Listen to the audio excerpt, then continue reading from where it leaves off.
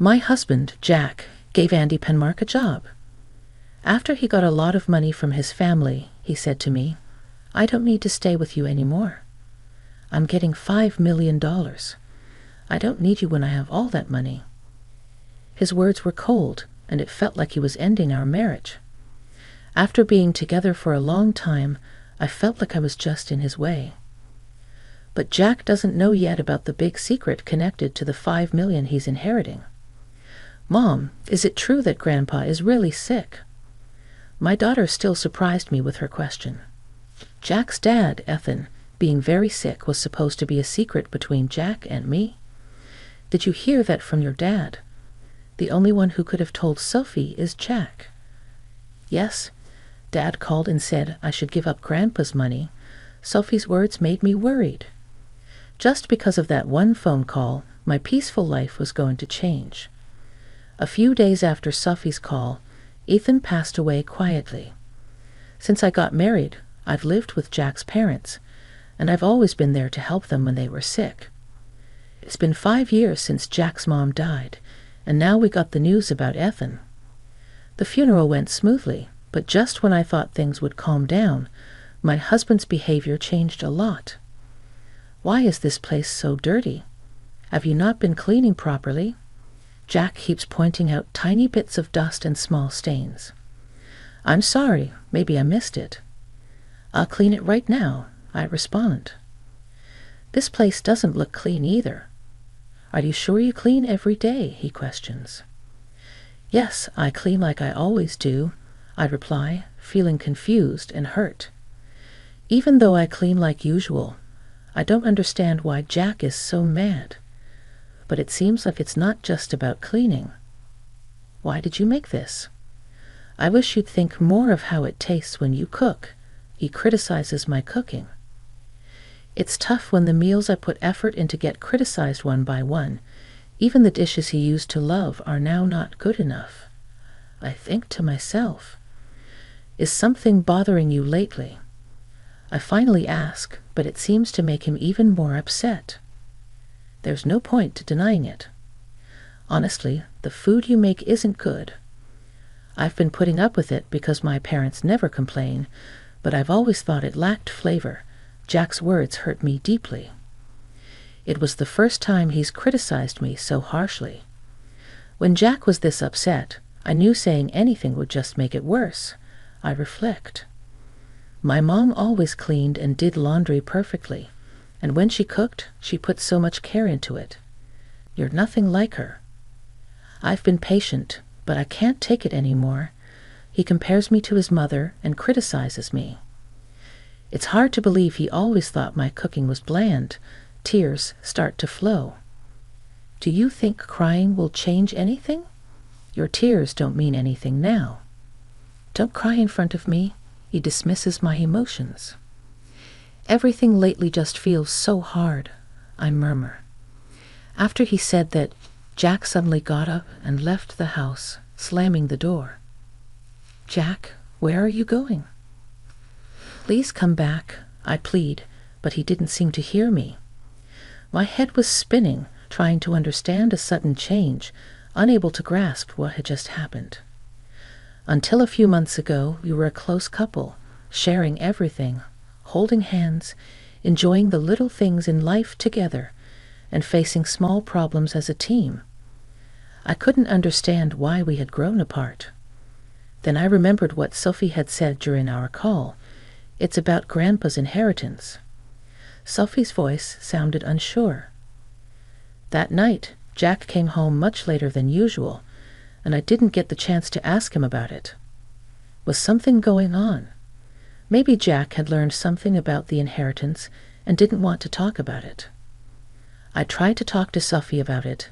Why are they talking about the inheritance while Grandpa is still healthy? She had her doubts about Jack and told me she had shared them with him. If things stay the same with the inheritance, I'll get everything. Considering Sophie, I think this is the best option. Remembering how Jack had been distant with Sophie lately, I started to have doubts. The thought of Jack taking all the inheritance and leaving me behind made my chest feel tight, and tears filled my eyes again. In my sadness, I noticed the sounds around me more vividly. Just as the room went quiet, the phone suddenly rang loudly. I didn't feel like answering it, but it could be important. Looking at the caller ID, I saw Jack's name, the same Jack who had left earlier. I felt drained, but I didn't want to face any consequences for ignoring the call, so I reluctantly picked up. "What are you doing? Don't make me wait." "I don't have much time," he said in a commanding tone that caught me off guard. He could be stubborn sometimes, but he wasn't the type to yell without a reason. Feeling surprised by his sudden change in behavior, I let out a small sigh, hoping he wouldn't notice. "What's wrong? Is something the matter?" "I wanted to talk to you about something." "I'll be home soon. Stay there and wait for me." Jack's voice sounded colder than usual. Lately, I just replied with a quick okay and hung up. When I looked at the clock, more than 3 hours had passed since Jack left. I had been crying so much, feeling confused and hurt that I hadn't noticed the time passing. After a while, I heard the door open and Jack's footsteps. A sweet smell, a body wash we didn't have at home, drifted from him. That unfamiliar scent made the pain in my chest worse. "I'm going straight to work. I want to end our relationship. As a thank you, I'll give you $220,000. His words confirmed my worst fears. Even though I had feared it, facing this reality was still shocking. I felt like I couldn't cry anymore. "I'm tired of you not taking care of things at home. I want to live peacefully as I get older." Linda had also hoped for a peaceful old age, but it seemed like Jack was the one ruining that dream. "Why?" My words trailed off as I tried to find something to say. Jack looked at me with a smug smile. Then suddenly, Jack's phone rang with a loud ringtone. It was a tone I didn't recognize, different from his usual one. To me, it felt like the strange sound hinted at communication from someone specific. "I'm sorry, but I haven't finished my earrings yet." Linda sensed a hint of softness in Jack's voice, different from his usual tone towards her. It felt somewhat gentler and more personal. Plus, with the sweet scent of body wash lingering in the room, the unfamiliar ringtone from earlier, and the change in Jack's demeanor, it all hinted at something he might be hiding. "I knew it," Linda whispered quietly so Jack wouldn't hear. His affair was becoming too obvious. Considering the inheritance he might get soon, the alimony might not matter to him even if his cheating comes out. After finishing his call, Jack looked at Linda with cold, emotionless eyes. "My plans haven't changed. I need you to sign this document. I'll be in touch later. Make sure it's signed by then. I won't be coming back to this house. Remember, this house is now yours." Without saying another word or even looking at her, Jack headed towards the door. What did our 40-year marriage mean? A few days later, Linda found herself at a lawyer's office, gathering information about Jack's actions and inheritance. She explained everything to their daughter Sophie. Sophie's expression changed. It was painful for Linda to admit their mistakes to their daughter, but Sophie, out of love for her mother, cried and then resolved to confront Jack. She even introduced Linda to a lawyer to help them through it. "Hello, I'm Robinson. I'll be handling your case." "I'll do my best to support you," said the woman named Robinson sitting across from me. She seemed to be in her late 40s, radiating a calm presence. Her tidy hair and professional attire gave off a sense of professionalism. Her clear way of speaking made me feel reassured. "I'm Lily Johnson. I'm sorry for reaching out to you so suddenly. I'm a bit nervous since it's our first meeting in these circumstances," I said. "That's okay. Sophie has already given me some information. She briefed me on the situation so I can discuss it with you calmly," replied Mrs. Robinson. After researching and gathering information, both by myself and with Mrs. Robinson's help, we confirmed some facts. My husband doesn't have any siblings, so as Sophie gives up the inheritance, the big fortune, around $5 million, will all go to him. Also, he started an affair with a woman named Jennifer at a bar they visited, and it seems the relationship lasted about 6 months.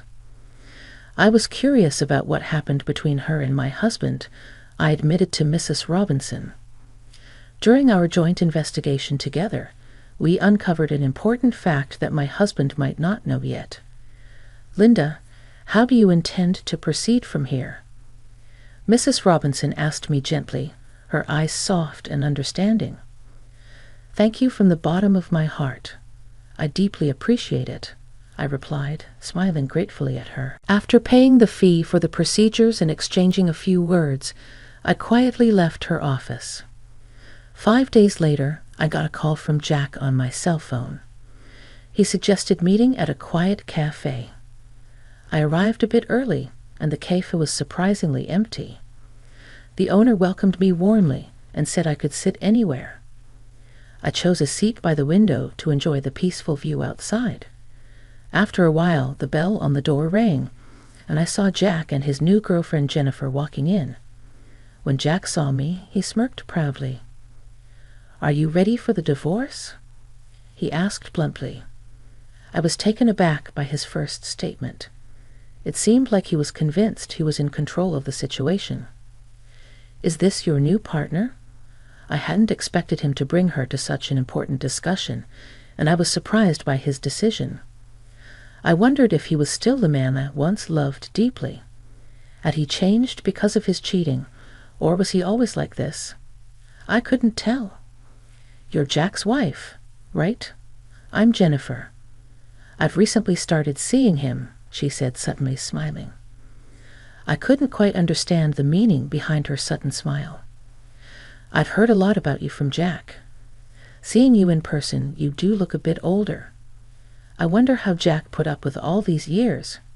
I feel a bit sorry for him. Jennifer seemed to take great care of her appearance.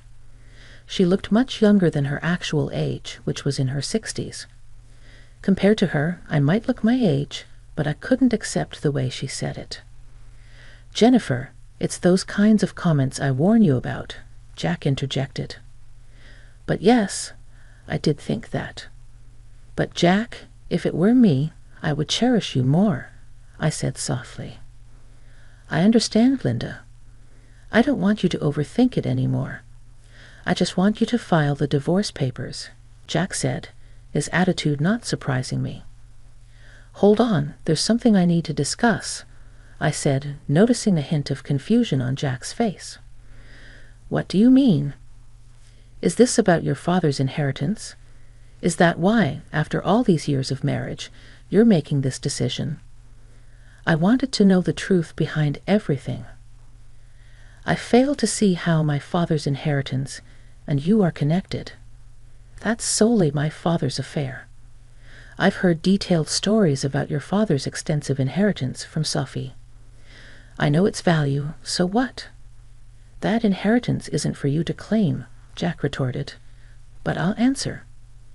Actually, more than the inheritance itself, the end of caring for my parents is one of the reasons I want to part ways with you.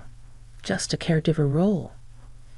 I couldn't believe Jack saw me only as a caregiver and not the loving wife I used to be. I don't even have the energy to cry.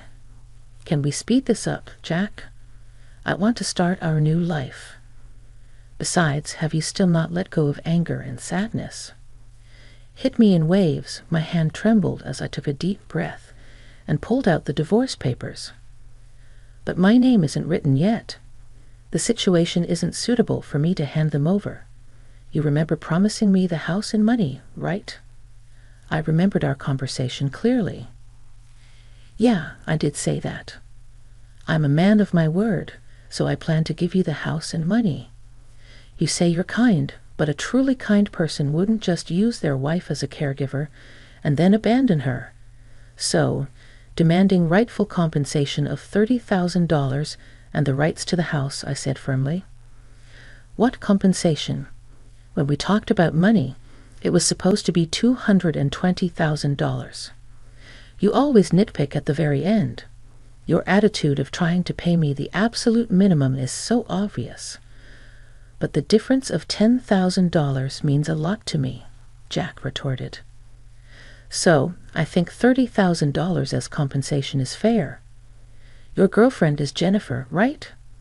I thought of claiming from her too, but instead, I want to settle for $330,000. And I intend to sign the divorce papers right here in front of you. Jennifer unexpectedly commented first, suggesting that $330,000 would be okay. Jack, pay it if you're satisfied with it, she added. With Jennifer's statement, Jack finally agreed to the alimony of $30,000. Now we need Jack's signature on the land title change document Mrs. Robinson prepared and the notarized alimony agreement, I said calmly, surprising Jack with my preparedness. We lined up our seals at the designated spot, and Jack smiled as if he anticipated something. So, Linda, will you sign the divorce papers right now? He asked. Understood. Here's the divorce paper, I replied, carefully writing my name and firmly stamping it. Jack couldn't hold back his laughter and laughed out loud again. With this, you and I no longer have any relationship. Also, I have something to tell you. Actually, I'm set to inherit $5 million, so I didn't need someone like you. Thanks for divorce. What a foolish ex-wife you had, letting go so easily for just $30,000, Jack sneered as I left, followed by the loud laughter of Jack and Jennifer echoing. I hurriedly left and headed to City Hall. My only goal now was to complete this procedure as quickly as possible and sever ties with the two of them completely. They might be laughing happily now, but I wondered how long their happiness would last. A month later, I sold a house I received from Jack, prepared for a new life, and decided to live near my daughter Sophie, who planned to start her life near her husband's parents' home. Despite my concerns about Jack's mother living nearby, Sophie's husband warmly welcomed me and was always considerate, which reassured me greatly. My daughter Sophie initially seemed angry at Jack's actions, but when I shared a certain fact with her, her expression completely changed and she smiled brightly. I had a hunch that Jack would soon realize my plan. As evidence, I deliberately didn't change my mobile number. The day my intuition became reality came sooner than expected. From the afternoon, my phone rang repeatedly, and sure enough, it was Jack. He called many times, but at first I purposely didn't answer. After receiving repeated calls, I finally picked up. Hello, why are you doing this? I couldn't hide my surprise. What's the matter? You called out of the blue? Jack raised his voice. What's the problem? Where are you right now? I thought you might have visited our old house, but in reality, that house had already been sold. Since we decided to divorce, there's no me for you to be involved with anymore. Where did Sophie go? I can't find her. It seemed he went to Sophie's old house. Of course, she wasn't there.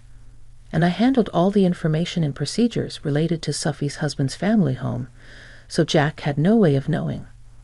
He seems to have hit a dead end and contacted me.